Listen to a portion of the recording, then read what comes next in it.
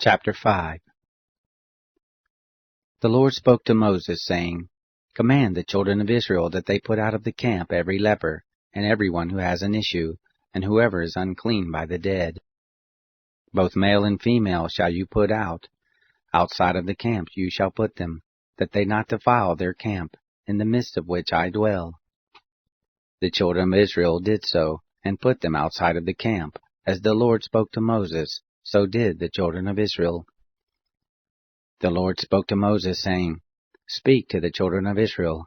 When a man or a woman commits any sin that men commit, so as to trespass against the Lord, and that soul is guilty, then he shall confess his sin which he has done, and he shall make restitution for his guilt in full, and add to it the fifth part of it, and give it to him in respect of whom he has been guilty. But if the man has no kinsman to whom restitution may be made for the guilt, the restitution for guilt which is made to the Lord shall be the priest, besides the ram of the atonement, by which atonement shall be made for him. Every heave offering of all the holy things of the children of Israel, which they present to the priest, shall be his. Every man's holy thing shall be his. Whatever any man gives the priest, it shall be his. The Lord spoke to Moses, saying, Speak to the children of Israel, and tell them, If any man's wife goes astray and is unfaithful to him, and a man lies with her carnally, and it is hidden from the eyes of her husband, and is kept secret, and she is defiled, and there is no witness against her, and she isn't caught in the act, and the spirit of jealousy comes on him, and he is jealous of his wife, and she is defiled, or if the spirit of jealousy comes on him, and he is jealous of his wife, and she isn't defiled, then the man shall bring his wife to the priest, and shall bring her offering for her, the 10th part of an ephah of barley meal. He shall pour no oil on it, nor put frankincense on it, for it is a meal offering of jealousy, a meal offering of memorial, bringing iniquity to memory. The priest shall bring her near, and set her before the Lord. And the priest shall take holy water in an earthen vessel, and of the dust that is on the floor of the tabernacle the priest shall take, and put it into the water. The priest shall set the woman before the Lord, and let the hair of the woman's head go loose, and put the meal offering of memorial in her hands, which is the meal offering of jealousy. The priest shall have in his hand the water of bitterness that brings a curse. The priest shall cause her to swear, and shall tell the woman, If no man has lain with you, and if you haven't gone aside to uncleanness, being under your husband, be free from this water of bitterness that brings a curse.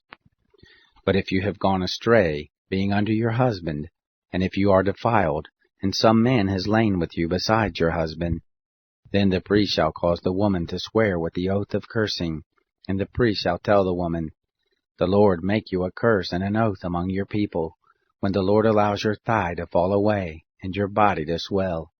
And this water that brings a curse will go into your bowels, and make your body swell and your thigh fall away. The woman shall say, Amen, Amen. The priest shall write these curses in a book, and he shall blot them out into the water of bitterness.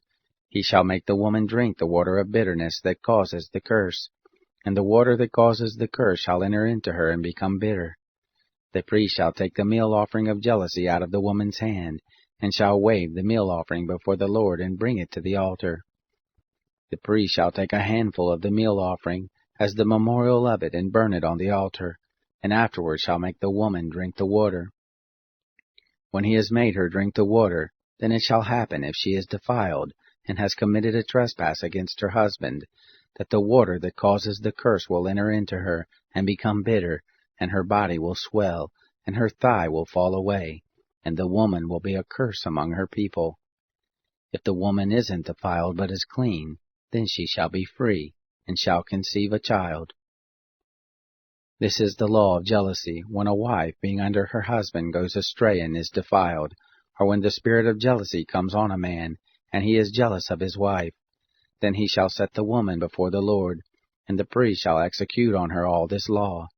The man shall be free from iniquity, and that woman shall bear her iniquity.